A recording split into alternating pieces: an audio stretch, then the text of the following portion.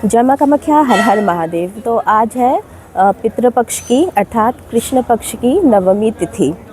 लेकिन यहाँ पे यानी कामाख्या शक्तिपीठ में आज से ही शुरू हो रहा है दुर्गा पूजा यानी नवरात्रि। तो पितृपक्ष में अक्सर कहा जाता है कि पूजा पाठ जो है वो बहुत लोग नहीं करते हैं।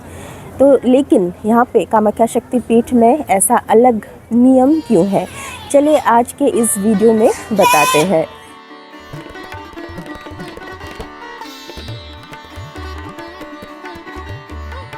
पितृपक्ष में नवरात्रि की शुरुआत कामाख्या शक्तिपीठ में सिर्फ आज से ही नहीं बल्कि सदियों से चलता आ रहा है, जहां रोज बलि भी चढ़ाया जाता है।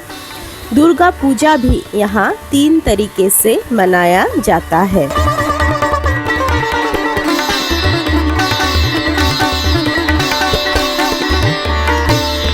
पितृपक्ष के दौरान यानी कृष्ण पक्ष की नवमी से शुक्ल पक्ष की नवमी तिथि तक पूरे 15 दिन मां कामाख्या शक्तिपीठ में दुर्गा पूजा किया जाता है, जहां कुछ विशेष पुजारी मां के गर्भगृह में योनि पीठ के सामने विशेष पूजा करते हैं।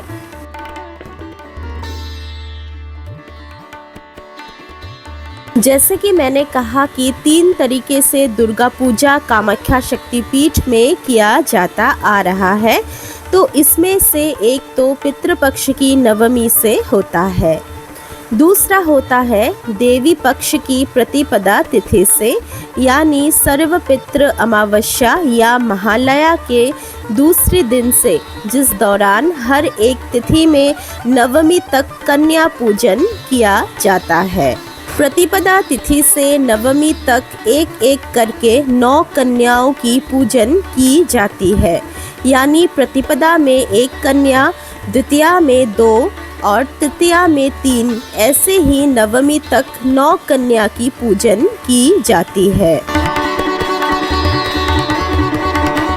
तो हमारे असम का या फिर जो हमारा कामरूप है, कामरूप कामाख्या शक्तिपीठ, यहाँ का नियम जो है सब कुछ अलग है और बहुत ही सुंदर है। क्योंकि देखिए अभी पितृपक्ष की जो कृष्ण नवमी तिथि है वो चल रहा है और अगला जो शुक्ल पक्ष की नवमी आएगा, यानी जिस दिन हम सभी नवरात्रों की नवमी मनाएंगे उसी दिन ये पूजा जो है ये ख़त्म होगा। और हमारे कामरूप की और एक ख़ास बात ये है कि योगिनी तंत्रम तथा कालिका पुराण में ये भी उल्लेख किया गया है कि असम में कोई भी लंबा व्रत हमें करने की ज़रूरत नहीं है।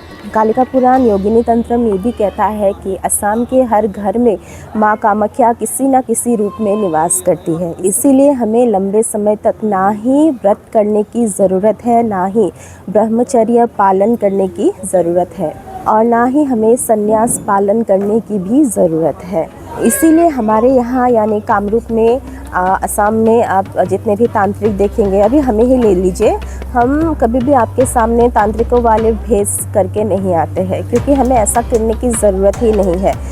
तो क्योंकि हमें ये माँ से आशीर्वाद मिला है कि माँ हमारे साथ हर समय निवास करती है। तो चलिए अब जानते हैं कि तीसरा विधि कौन सा है। तीसरा विधि है देवी पक्ष की षष्ठी तिथि से दुर्गा पूजा मनाया जाता है, जिस तिथि को हम बेल बौरन भी कहते हैं। उस दिन से 4 दिन तक दुर्गा पूजा पालन किया जाता है।